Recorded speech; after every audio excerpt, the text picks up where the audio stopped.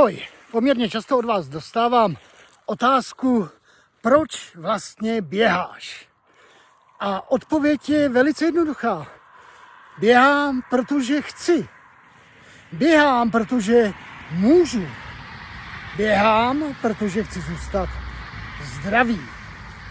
Běhám, protože chci zůstat v kondici.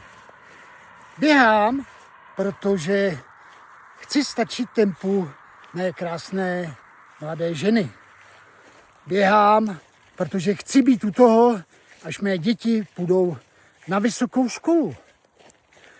Běhám protože mi to čistí hlavu. Běhám protože běh je můj život. Běhám protože mi to dělá šťastným. A proto běhej i ty.